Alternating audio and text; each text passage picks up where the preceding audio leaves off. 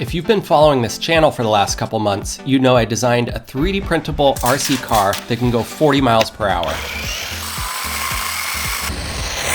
And I shared the files online on my website, curvelab.com, and a ton of you downloaded it and printed one yourselves. And with so many people downloading, printing, and building this chassis, and then testing it, I've gotten an incredible amount of crowdsourced feedback on how to improve the design for the next version. Today's video is about the new and improved version 2 of the WR1 chassis.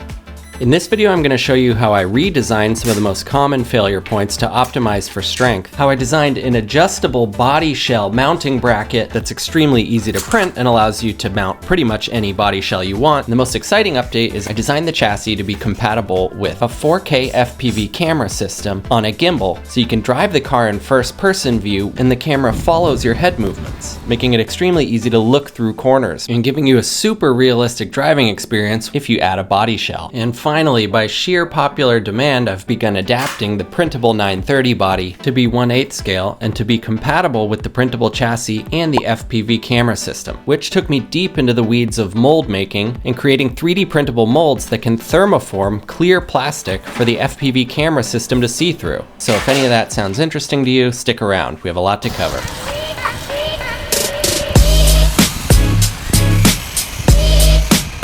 By far, the most commonly occurring issue in version 1 of the chassis were these vertical steering posts on the chassis plate snapping. This is a design flaw. Because they're vertical posts printed in this orientation, the layer lines stack and create really weak points. In order to resolve this, I broke out these posts as separate parts so that they could be printed long ways for maximum strength and then attached to the base plate afterwards. I feel kind of dumb for not realizing this earlier, but the solution is extremely simple. You just slice the pillar so that the overhangs, when printed long ways, don't exceed 45 degrees, and adapt the holes on the chassis plate to properly key those pillars in, and they're designed so they can be glued or fastened in from the bottom with a threaded insert. Either way works. And all the parts from the original version 1 steering rack still work perfectly. Funny enough, the second most common issue was the glue joint between the two halves of the drive shaft snapping, and this had essentially the same solution. I should have realized that this can just be printed as a single part lengthwise on the build plate by slicing the cylinder so that there's less than 45-degree overhangs, and making sure that slice is done in the correct orientation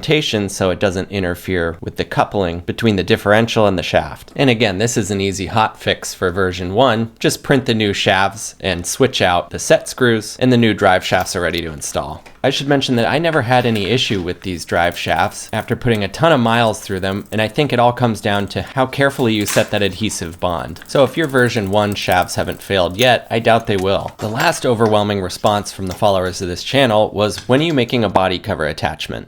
So I've cooked up 2 solutions to this body cover issue. The first is an adjustable universal body shell mounting bracket. If you built version 1 of this chassis, you may have noticed the 2 extra holes on the front side and the 4 seemingly extra holes on the rear side. That's because I knew this day was coming, when I would have to add some kind of bracketry to the chassis in order to mount a body. Well, that day has come. The goal here is to allow you to mount any 1/8 scale rally style body shells to this chassis. I wanted to bake in as much adjustability to those brackets as possible to allow for the widest range of body shells to be compatible. So I took to the sketch pad with pen and paper to try and work out a design that is easy to print without support and allows for that adjustability. To give it that freedom of movement along the Y-axis, the post can slide along this slot.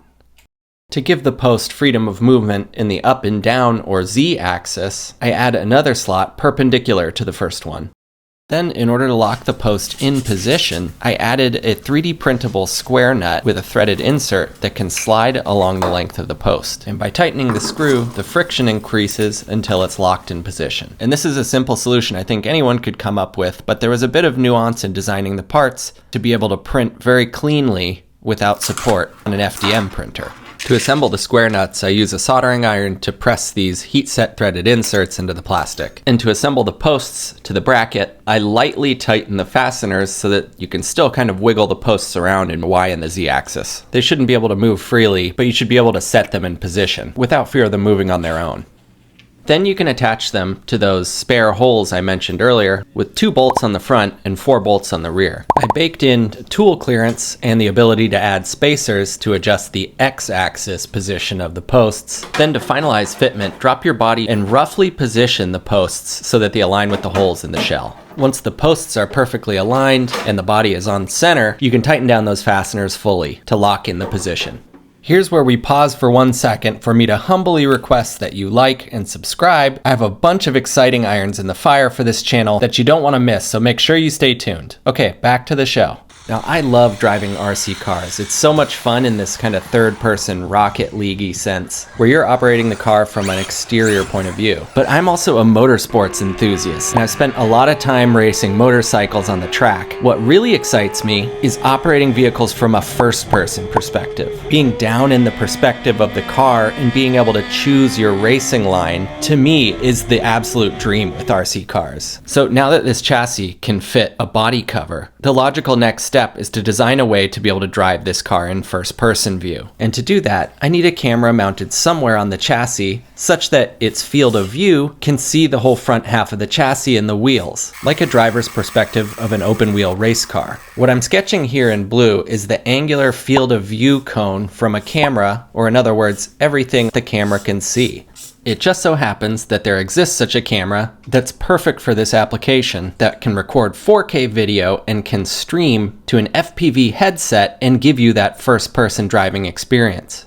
I ordered the Moonlight 4K camera and gimbal kit from CAD DX in order to evaluate if this camera and gimbal would work for this application. And I should note here, this is not a paid partnership. I was legitimately looking for an FPV camera that would work for this build. That being said, if you end up using one of these cameras and you want to support this channel, you can order it using the affiliate link in the description of this video. Money, please! The setup is simple, but it is a bit finicky, so it helps to have some small tools and tweezers on hand to work with the little bits. Out of the box, the camera comes attached to the video transmitter. If you want to use a gimbal, you have to disconnect the camera from the video transmitter and plug it into the gimbal, and then plug the gimbal into the video transmitter. In order to power the whole system, I ended up just soldering the power cables and splicing them into channel 4 of my RC car receiver. This supplies power to the whole gimbal and camera through your RC car battery. In order to design this system into the chassis, I needed to make sure all the components were captured in CAD, so I reverse engineered each of the components using a set of calipers and built them in 3D. The reason it's important to capture all these parts in CAD is so that I can manipulate it in space within the SolidWorks assembly and design a bracket that mounts the camera to the chassis and also fits under a body shell.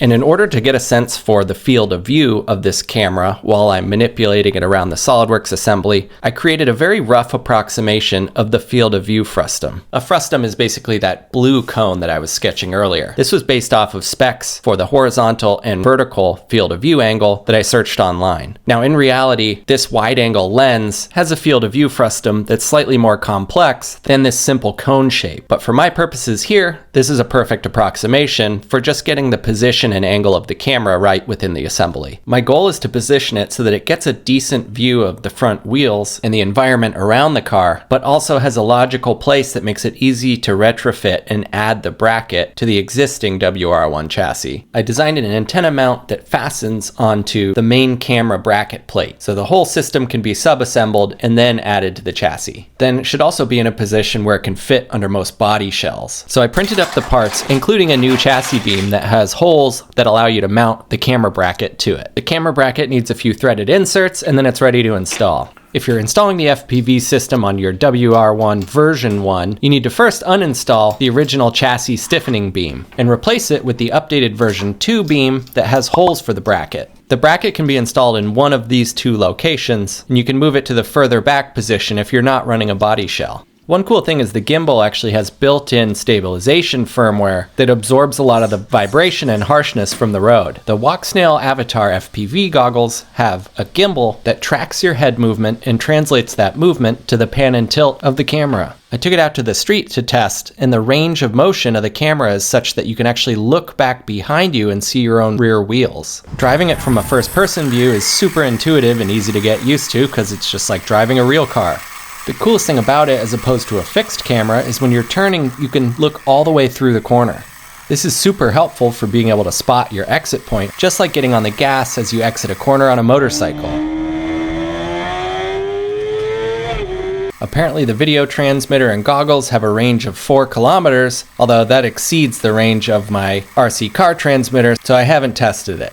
One thing to note is when using a body shell, there's less moving airflow across the video transmitter, which tends to get pretty hot streaming all those ones and zeros to the goggles. So it's a good idea to integrate a small fan to keep some air moving across the heat sink of the VTX. And this shell is super beat up, so the windshield's not clear at all, but I intend to fix that. So as I mentioned earlier in this video, I have 2 solutions to the body shell issue. So let's talk about the second solution. If you follow this channel, you know I designed a 3D printable 930 body that's compatible with a Tamiya TTO2 chassis. Now since then, I designed the whole WR1 chassis, and so the logical next step is to make that 930 body compatible with the WR1. But there's a couple of issues to resolve. Number 1, it's currently a 1/10 scale body, and the WR1 is a 1/8 scale chassis. Number 2, I designed the windows to be 3D printed and thus opaque and solid and not see-through. And that's a problem when it comes to integrating an FPV camera. And as far as I've seen, there's no way to 3D print clear material such that it's clear enough for a camera system to see through. Now, way back in 2024, when I was working on the Tacoma project, I tried 3D printing molds to vac form clear acrylic to use as the windshield and windows. In order for the acrylic to be elastic enough to properly pull over the molds, it had to be pretty darn hot. So hot, in fact, that the heat would transfer into the molds and melt the molds themselves.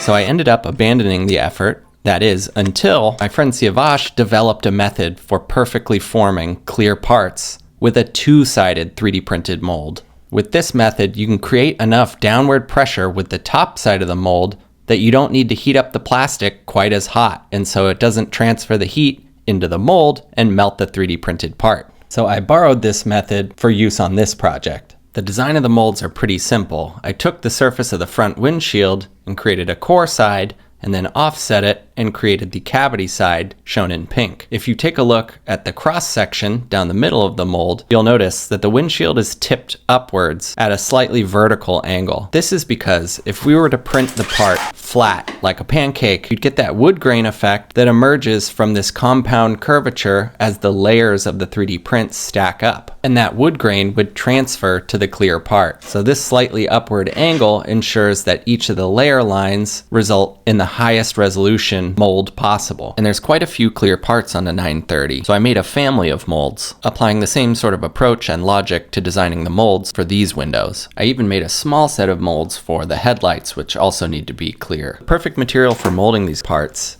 is PET. I ordered this on Amazon, but really the only critical specs here are the material type and then the thickness, which is 0.04 inches or 1 millimeter thickness. And you want to make sure the clear material is covered by this thin film and leave the film on for molding. You can cut larger sheets down to the appropriate size for molding with an X-Acto knife and a ruler, and then lay down parchment paper on an oven rack or a baking sheet. I'm using this small countertop oven, but you can use a normal oven as well. Set the temperature to 250 degrees Fahrenheit and slide the sheet of plastic in and cook it for exactly 3 minutes. While you're waiting, you can get gloves on and get the molds in position in front of the oven. And at 3 minutes, pull the sheet out of the oven and quickly place it in the cavity side of the mold. Place the core side on top and then lean all your body weight into pressing the 2 halves of the mold together. Wait about 90 seconds for the sheet of plastic to cool down. Another way you can check is to just pluck the corner of the plastic, and once it feels sufficiently cooled, you can pull the halves of the mold apart and extract the part.